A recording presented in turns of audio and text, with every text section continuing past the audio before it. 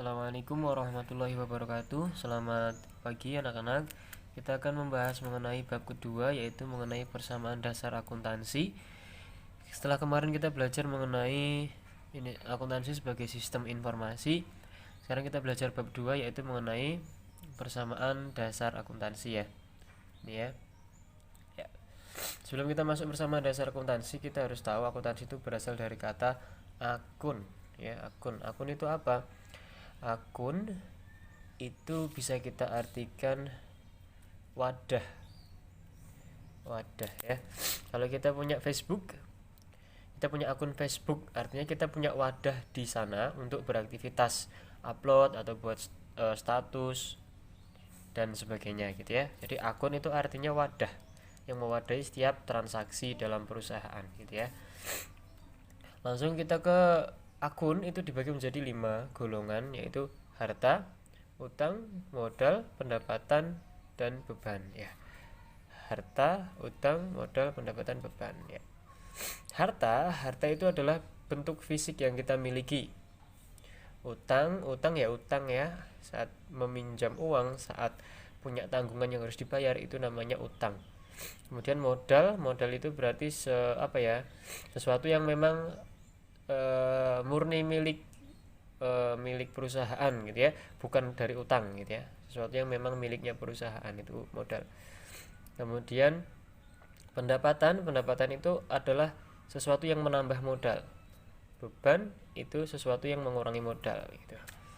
Nah, dari 5 golongan akun ini kita bagi lagi akunnya menjadi 2 golongan ya. Harta, utang, modal masuk akun real, pendapatan dan beban masuk akun nominal. Gitu ya. Nah, akun nominal ini kita tahu pendapatan itu penambah modal, beban itu pengurang modal. Jadi dalam bab 1 kita tidak membahas mengenai 2 akun ini ya. Kita hanya membahas akun real untuk mempelajari bab 2 ini. Kenapa? Karena akun nominal sendiri ini merupakan bagian dari modal gitu. Jadi yang perlu kita pelajari hanya harta, utang, modal. Nah, kalau ada pendapatan bagaimana? Berarti langsung menambah modal. Kalau ada beban bagaimana? Berarti langsung mengurangi modal. Oke, langsung saja seperti judulnya, yaitu persamaan dasar akuntansi. Persamaannya apa, Pak? Persamaannya adalah harta sama dengan utang plus modal. Harta sama dengan utang plus modal ya. Harta sama dengan utang plus modal. Jadi besarnya harta itu akan sama besar dengan utang plus modal. Contohnya bagaimana? Contohnya begini. Kalau Pak Aziz punya baju, terus punya celana, punya sepatu, gitu ya. Oh, ternyata baju ini Pak Aziz beli dengan uangnya Pak Aziz sendiri. Berarti itu kita sebut harta ya. Harta berupa baju yang asalnya dari modal karena pakai uangnya Pak Aziz sendiri. Celana ternyata Pak Aziz belinya utang gitu ya, pinjam uang. Berarti kita tulisnya harta celana berupa berasal dari utang. Sepatu uangnya Pak Aziz sendiri ya, berarti asalnya dari modal. Artinya keseluruhan harta Pak Aziz berupa baju, celana, dan sepatu itu asalnya dari 2 sumber, yaitu modal dan utang. Maka kalau kita rumuskan, harta sama dengan utang plus modal gitu ya. Kemudian kita ke golongan akun ya. Golongan akun atau ini dulu ya, transaksi yang terjadi di perusahaan itu bisa mengakibatkan perubahan yang berbeda-beda gitu ya. Tetapi berubahnya akun itu selalu berpasangan, seperti prinsip yang sudah kita pelajari, yaitu matching principle, selalu bertemu antara 2 akun. Bisa saja saat terjadi transaksi menyebabkan harta berubah dan harta yang lain juga berubah. Bisa jadi saat terjadi transaksi harta berubah, utangnya berubah, atau harta berubah, modal berubah, atau utang berubah, modal berubah. Ini 4 kemungkinan yang terjadi saat ada transaksi gitu. Nah, sedangkan harta, utang, dan modal itu nanti akunnya secara rinci klasifikasinya dibagi menjadi seperti ini. harta atau aset. Jadi kita menyebut harta itu nama lainnya aset. Isinya apa? Harta atau aset itu kita hafalan aja ya. Di bab 2 ini kita lakukan hafalan gitu ya akunnya gitu. Tapi sebenarnya penamaan akun ini terserah kepada perusahaan. Namun di sini supaya lebih mudah kita sepakati nama akunnya seperti ini.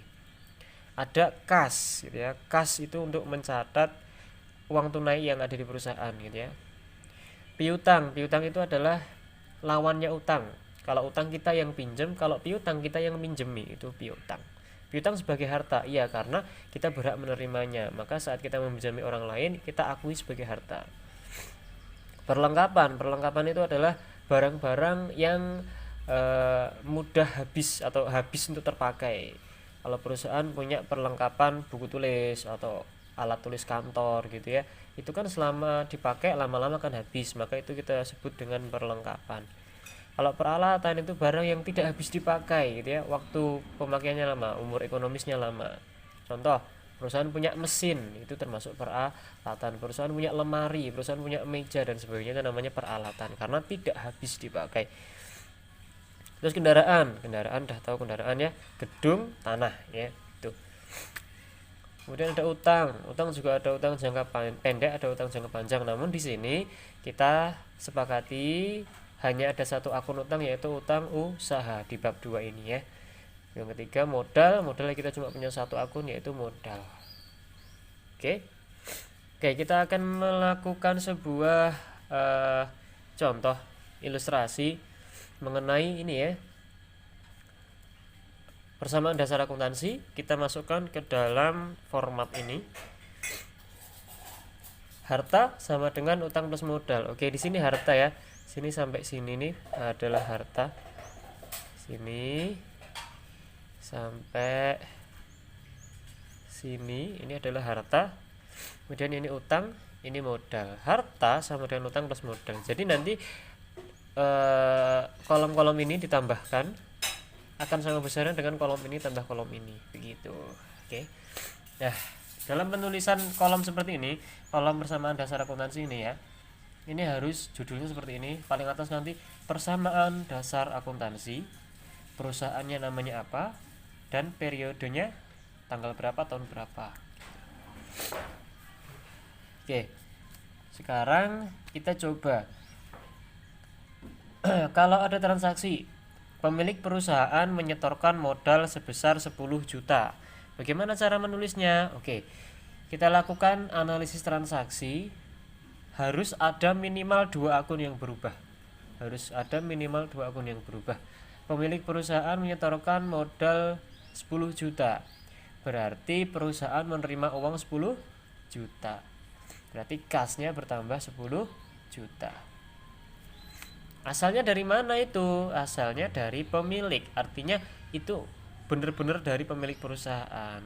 Berarti menambah modal 10 juta. Ya, kas dan modal. Kas bertambah, modal bertambah. Oh, berarti itu termasuk golongan yang ini nih, harta dan modal. Harta berubah, modal berubah gitu. Kita coba ke transaksi yang kedua. Perusahaan meminjam uang kepada bank 5 juta. Oke, saat pinjam uang berarti perusahaan menerima uang, berarti kasnya bertambah 5 juta. Kemudian utang juga perusahaan utangnya 5 juta, berarti utang bertambah 5 juta. Oke, sekarang kita jumlahkan. Setiap 2 transaksi kita jumlahkan. 10 tambah 5, 15. 10 tambah ini 5, ini 10. Oke, 15 imbang ya. Harta sama dengan utang plus modal. Oke, kemudian perusahaan membeli perlengkapan senilai 5 juta. Oke, berarti saat membeli berarti perusahaan mengeluarkan uang, berarti kasnya berkurang. Kalau kasnya berkurang kita kurung seperti ini, 5 juta berkurang 5 juta. Untuk beli apa? Beli perlengkapan, berarti perlengkapan bertambah 5 juta. Oke, sekarang kita jumlah lagi. 15 kurangnya 5, 10 juta. Ini 5 juta, ini 5 juta, ini 10 juta. 5 tambah 10 15, 5 tambah 10 15. Oke. Oke. Seperti itu kira-kira ya. Terus satu lagi contoh. Perusahaan menerima pendapatan atas pekerjaan yang sudah dilakukan sebesar 5 juta, maka saat menerima pendapatan kasnya bertambah 5 juta. Lalu yang bertambah apa Pak? Pendapatan menambah modal. Saat menerima pendapatan modalnya akan bertambah, berarti modal bertambah 5 juta. Kita jumlahkan lagi. 10 tambah 5 15.